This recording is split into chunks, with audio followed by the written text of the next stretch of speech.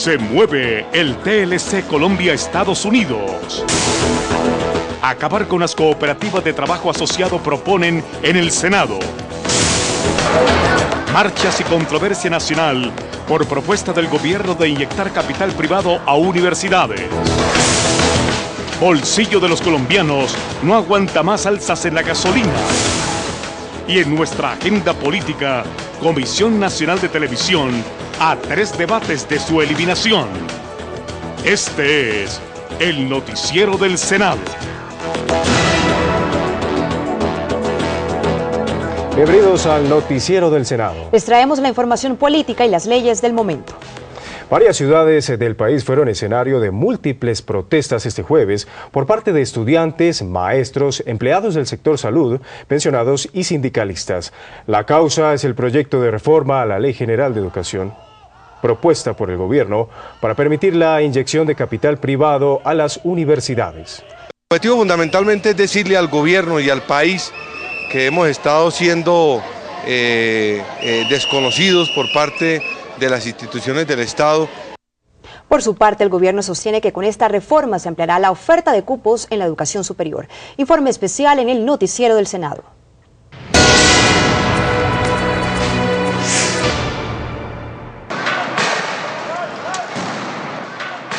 La manzana de la discordia que tiene inconforme a la comunidad universitaria son 2 artículos de la reforma que permitirían la creación de instituciones educativas con ánimo de lucro y la inyección de capitales privados a las universidades públicas. La posición general de los rectores, tanto de las universidades públicas como las privadas, es el concepto de privatización de la educación. Entonces hay unas cosas de injusticia con las universidades privadas como sin ánimo de lucro y realmente como fundaciones, que son la mayor parte de las privadas, con algunas que de pronto puedan verse sujetas a la tentación del dinero fácil. Ingresar a la universidad es un privilegio de las clases más favorecidas. Actualmente hay 4.236.000 bachilleres. De ellos, tan solo 1.500.000 están matriculados en universidades de educación superior, incluido el SENA. Actualmente estoy pagando 4.550.000 pesos al semestre y al año son 10 millones. Ingresar a la universidad pública también es privilegio de pocos. La Universidad Nacional en Colombia está recibiendo cada año solicitudes de 100.000 estudiantes, 100.000 bachilleres, y está recibiendo solamente 7.000. El presidente Juan Manuel Santos defiende el proyecto. Quiere aumentar esa oferta, permitiendo que la educación privada, que los recursos privados puedan ampliar también la capacidad de las instituciones privadas y de las públicas. Pero eso no quiere decir que se estén privatizando. En el Congreso suenan voces que apoyan y rechazan la iniciativa. Un no rotundo, es difícil concebir una reforma más regresiva, diría yo, que esta. Primero, porque mantienen el estrangulamiento financiero de la universidad pública. Y segundo, porque traen un engendro que nadie se había atrevido, que es la educación superior privada como negocio. No va a haber privatización de la universidad pública, todo lo contrario. El Estado está asegurando que las transferencias se mantengan. Antes de que el proyecto de reforma se radique en el Senado, el gobierno tendrá que convencer a la comunidad universitaria y a varios legisladores de que el llamado a capital privado no golpeará la calidad de la educación. El Congreso de la República jugará un papel clave en el avance del plan de acción que pactaron Colombia y Estados Unidos para descongelar la aprobación del TLC. Aunque ya se ratificó el tratado, puede contribuir con las respuestas legales a las inquietudes tanto del gobierno como del Congreso en Washington. A 4 años de avalar el Tratado de Libre Comercio con los Estados Unidos, el Congreso vuelve y juega. Esta vez para impulsar la legislación laboral y penal de protección a los trabajadores y sindicalistas, eje del acuerdo entre los presidentes Juan Manuel Santos y Barack Obama. El compromiso de Colombia implica tramitar en cuestión de meses leyes para garantizar la defensa de los líderes sindicales, garantizar el derecho de asociación, revisar el tema de la tercerización, revisar el tema del trabajo informal y de las cooperativas de trabajo. De todas maneras, el pacto de los jefes de Estado debe sortear diferencias al interior del Senado en discusiones como la reforma o eliminación de las cooperativas de trabajo asociado, aspecto crucial para abrir la puerta al libre comercio entre los dos países. Ya el Congreso de Colombia aprobó la reforma a las cooperativas de trabajo asociados, señalando que no pueden seguir haciendo intermediación laboral. Yo creo que ya Colombia cumplió y no pueden exigir otro tratamiento a esas cooperativas. Por convicción en Colombia debemos preservar las buenas cooperativas y perseguir a aquellos que utilizan la figura cooperativa para burlarse de la ley. Consultas hechas en el Senado hacen prever que los otros cambios que demandan las autoridades norteamericanas también atravesarán fuertes debates. El régimen laboral colombiano se debe definir desde Colombia con plena soberanía, pensando en la buena condición de los trabajadores y la buena calidad del empleo. Son temas todos importantes junto con el estímulo al empresario, el verdadero estímulo tributario para que genere empleo. Una gran reforma laboral será necesario que el gobierno presente. Al sellar el TLC con los Estados Unidos, Colombia aspira a generar 250.000 empleos en el mediano plazo y a elevar las exportaciones en 1.500 millones de dólares al año. Paradójicamente, antes de conocer el desbloqueo del TLC, el Polo Democrático, férreo opositor del Tratado de Libre Comercio y del gobierno Santos, anunció una batalla frontal para acabar desde el Congreso las cooperativas de trabajo asociado. La propuesta del Congreso es impedir que las cooperativas disfracen los contratos de trabajo para evadir, entre otras garantías laborales, prestaciones, seguridad social, pagos de pensiones y horas extras. La idea es eliminar los intermediarios y trasladar los beneficios a los trabajadores, al igual que los profesionales tengan remuneración justa, equiparada a estándares internacionales. Es un mecanismo perverso que tiene que ser eliminado no solamente de la legislación colombiana, sino de los mecanismos de contratación. Para el senador Alexander López, con esta forma de contratación, el trabajador tiene limitados sus derechos y un porcentaje del dinero que gana se entrega a terceros. No se justifica que en Colombia trabajadores en estas cooperativas profesionales estén devengando 600, 700 mil pesos, cuando las cooperativas o quienes administran devengan 3 y 4 millones por este servicio de cada profesional. El anuncio fue hecho durante el primer Foro Nacional de Sindicatos. Ante el inusitado disparo en el precio de los combustibles, el Congreso de la República se apresta a evitar que antes de finalizar este año el galón de gasolina supere la barrera de los 10.000 pesos. Lo que todos nos preguntamos es por qué Colombia tiene una de las gasolinas más caras del mundo. Hoy el valor promedio del galón de gasolina está en 8.450 pesos. De este costo, 4.261 pesos van a manos del productor, según los últimos estudios del senador Luis Fernando Velasco. Alrededor de 1.500 pesos son para los distribuidores y el resto de plata se va en impuestos, 482 pesos en IVA, 722 en un gravamen global, 1.168 en sobretasa y 1.816 pesos en otros impuestos. En Bogotá, el incremento fue de 460 pesos durante el primer trimestre del año. Si nosotros seguimos subiendo la gasolina, esa plata que la gente tiene que pagar de más en gasolina se le quita al consumo interno, y al quitarle al consumo interno le estamos quitando la posibilidad de generar empleo.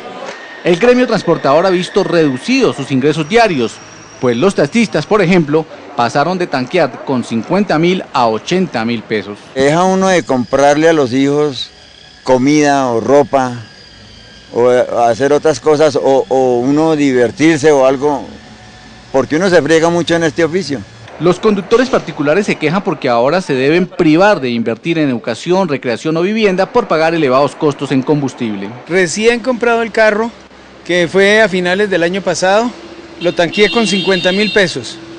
Ahorita en este momento lo tanqueé con 80.000 pesos. La Comisión Accidental del Senado para analizar el precio de los combustibles continúa adelantando controles políticos con el fin de bajar el precio de la gasolina. Y como el ejemplo entra por casa, el Senado decidió que todos sus empleados paguen la gasolina de su propio bolsillo. El presidente del Congreso, Armando Benedetti, suspendió la compra de los bonos de combustible que recibían los 21 senadores y funcionarios de alto nivel de la corporación. Señaló que cada alto funcionario del Estado debe asumir el costo de sus desplazamientos. Esta medida representa para el Senado un ahorro de más de 800 millones de pesos cada año. Por lo tanto, yo considero que es mucho recurso en gasolina, que nosotros podemos asumir nuestros costos, y voy a suspender esa plata que se le da a los congresistas para la gasolina. Tras el hundimiento de los decretos de emergencia en la Corte Constitucional, el Congreso comenzó a restablecer las herramientas del gobierno para que ayude a los damnificados por la ola invernal. 2 disposiciones legales empiezan su trámite de aprobación. La primera medida está orientada a que los propios damnificados sean empleados para reconstruir las zonas afectadas por el invierno. Así, el gobierno atiende la contingencia invernal y genera empleo en medio de la emergencia. El primer proyecto restablece el empleo de emergencia. Le permite a los alcaldes buscar mecanismos para que la gente del municipio pueda recibir un ingreso y ayudar en las tareas de rehabilitación de la zona. El segundo proyecto organiza la entrega de subsidios para vivienda y proyectos productivos para la recuperación económica de los habitantes de las regiones azotadas por el invierno. Una familia que está damnificada, que ha perdido su casa o que la tiene inhabitable, debe recibir un apoyo del Estado para que no le llegue la misma cuenta de energía, de gas, de agua, de alcantarillado. El proyecto restablece la posibilidad de entregar los subsidios. Estas medidas tendrán trámite prioritario para que los damnificados reciban la ayuda cuanto antes. Con la determinación del 1 de enero de 1985 como fecha para empezar la reparación, el Senado avanza en la aprobación de la Ley de Víctimas. Esta semana, hijos de líderes políticos asesinados en la década de los 80 llegaron hasta Puerto Boyacá, población del Magdalena Medio, donde los principales comandantes de las autodefensas ordenaron el asesinato de sus padres.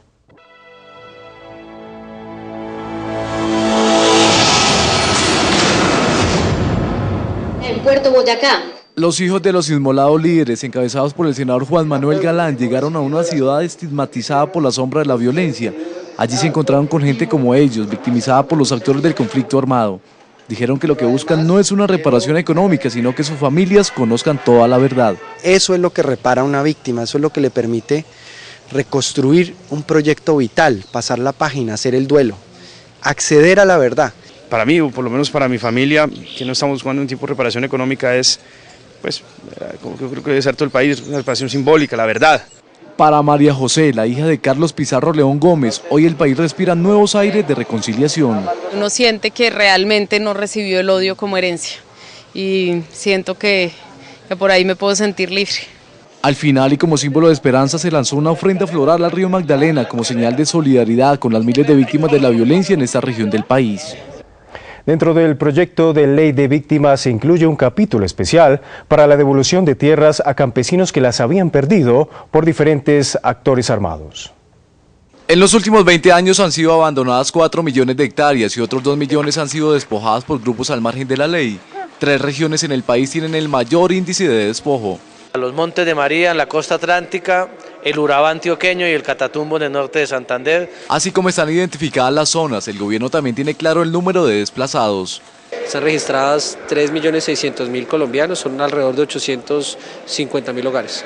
El gobierno también aseguró que no entregará peladeros a los campesinos. Ni a los restituidos ni a los titulados, sino acompañar estos propósitos de proyectos productivos. Para la ministra de Agricultura Cecilia López, solo el 5,6% de los desplazados quiere regresar a sus antiguos predios y el gobierno, aseguró, tiene que replantear su política agraria. Lo han puesto como una locomotora, está muerta esa locomotora, está en cero.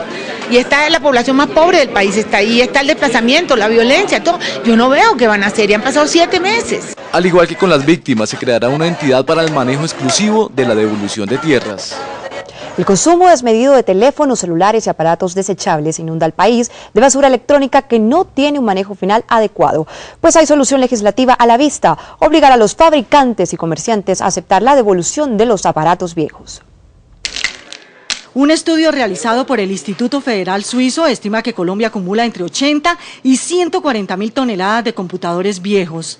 Solo en la última década, el país ha generado alrededor de 2.000 toneladas de equipos celulares obsoletos, es decir, más de 15 millones de teléfonos viejos. A estos se suman los 41 millones de celulares en uso y que pronto serán también basura electrónica. Los dejo ahí en la casa tirados porque no sé qué hacer con ellos. Sí, tengo hartos en la casa.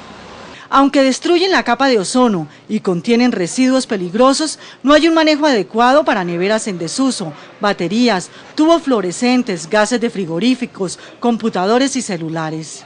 Y al unirse con el resto de la basura se vuelven contaminantes, contaminarán el agua potable. Hoy todos sabemos que se hace con silicio, que realmente tiene los componentes de plomo, tienen componentes de mercurio, de manera que dañan completamente el medio ambiente. El proyecto apunta a obligar a los productores y comercializadores a responsabilizarse del destino final y procesamiento adecuado de los aparatos viejos y sus componentes.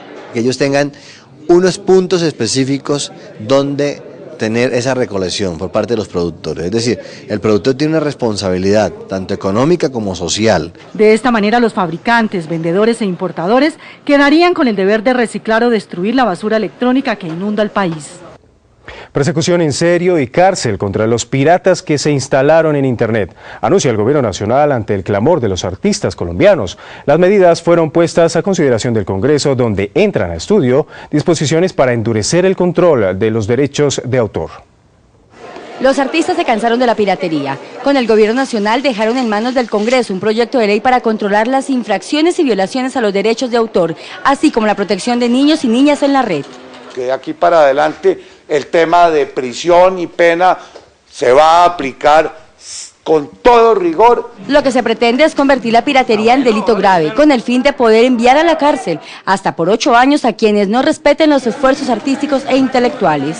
Bajar de manera clandestina, de manera ilegal, estas obras está afectando esos derechos de autor, y allí diríamos que hay un hurto. Que estábamos en mora de reglamentarlo porque hoy está causando grave daño. La iniciativa que entra a estudiar el Senado de la República busca dar facultades a las autoridades para bloquear páginas en Internet.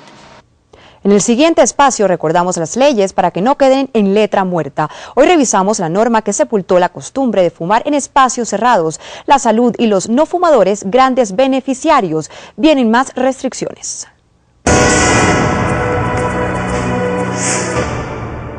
Espacios libres de humo es el fundamento de la Ley 1335, que prohíbe el consumo de tabaco, producto altamente nocivo para la salud. La ley antitabaco, sancionada el pasado 21 de julio del año 2009, ha perdido fuerza. Los dueños de los establecimientos no hacen cumplir la ley. El artículo 19 de la ley prohíbe fumar en áreas cerradas, sitios de trabajo, lugares públicos, bares, restaurantes, entre otros. Área cerrada es todo espacio cubierto por un techo y confinado por paredes. La ley es que no se puede fumar en ningún espacio cerrado. Y cuando yo tengo un parasol o una terraza, pues estoy en espacio cerrado, no estoy en espacio abierto. Sin embargo, en la Secretaría de Salud de Bogotá afirman que aunque no ha sido fácil hacer un control a esta ley, los bogotanos sí cumplen. Vemos en sitios específicos de rumba, como se dice, que la gente sí está evitando fumar y tenemos nuestros espacios libres de humo. La ley está, pero hace falta difusión de la misma, función que le corresponde al Ministerio de la Protección Social. Estamos diciéndole al Ministerio que no se ha promovido la ley, que no se ha dado a conocer la ley. Desde el Senado de la República se hace un llamado a los colombianos, porque la cosa es cuestión de voluntad y es hora de empezar a tomar conciencia. El cigarrillo sí nos hace un daño muy grande, nos produce 25.000 muertos al año.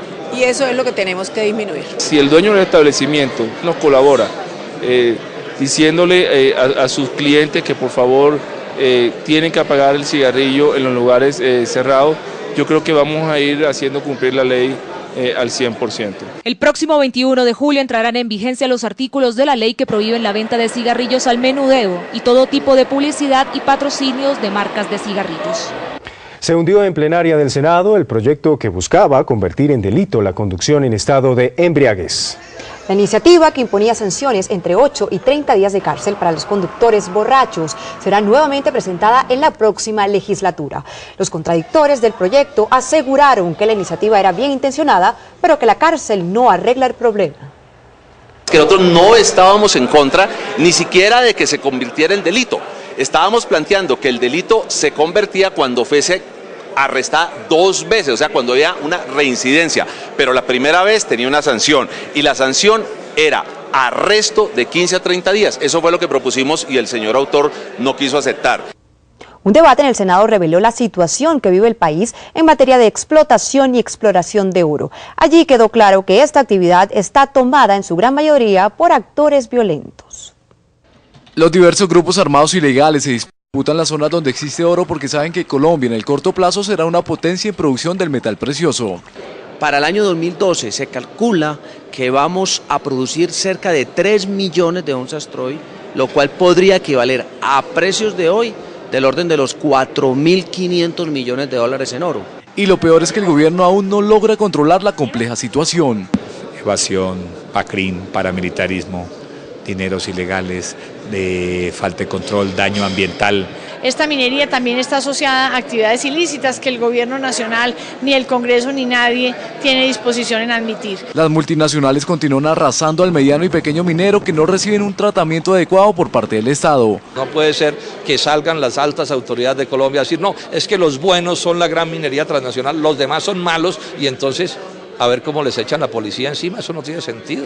El senador Hernán Andrade dijo que parte del boom minero del que se habla en el país se basa también en las reservas probadas del metal precioso.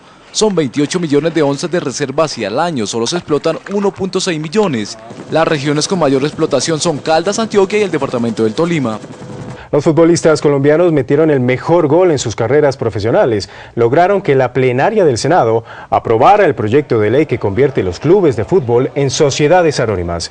Según leyendas deportivas presentes en la aprobación, este es un gran comienzo para mejorar las condiciones laborales de todos los jugadores de fútbol en Colombia. Sí, estamos muy contentos. Ahora este es uno de los pequeños pasos que se logran y quedan otros por conseguir. Esperamos que sea un buen inicio para que nuestra profesión cada día sea mejor y que sea con cumplimientos claros de los clubes. Dentro del mismo proyecto quedó incluido un artículo para sancionar a las barras bravas con penas entre 5 y 10 años de prisión e incluso cerrarle las puertas a los estadios por el resto de sus vidas. Hay que sancionar ejemplarizantemente a aquellos vándalos que van a los estadios a asesinar, a maltratar, a drogarse. Para Lirio Amaya, coordinador de Goles en Paz, mejorando las condiciones de los estadios y educando a los hinchas, se lograrán resultados muy buenos. Nosotros no podemos de manera contentarnos únicamente que el estadio sea el espacio tranquilo, sino que el gobierno tiene una connotación más grande y es que este comportamiento sea igual en todos los espacios que los hinchas participan. Sin embargo, sobre el tema hay algunas posiciones encontradas. Los futbolistas son las principales víctimas de todos estos bárbaros que no son hinchas, que atacan a la gente, que atacan a los jugadores y que ahora van a haber sanciones. No estamos de acuerdo porque creemos que no caben para el contexto nuestro. Sanciones económicas, de sanciones de tipo penal. El proyecto ahora pasa a sanción presidencial. Los invitamos ahora a ver el registro de otros hechos políticos.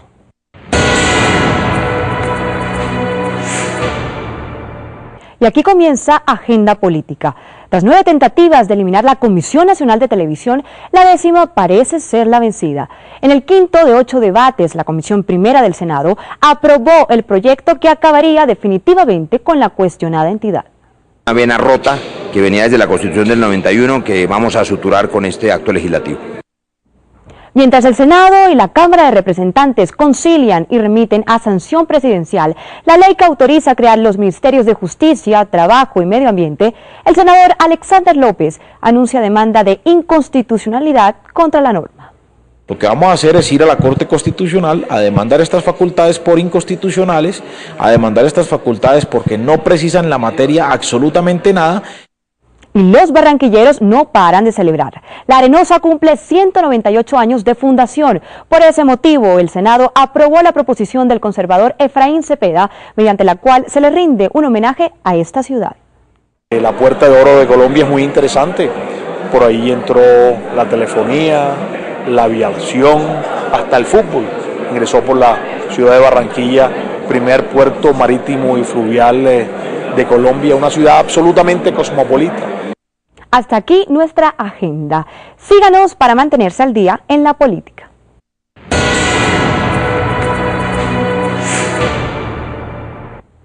Y de esta manera llegamos al final del noticiero del Senado. Mil gracias por su sintonía y hasta pronto.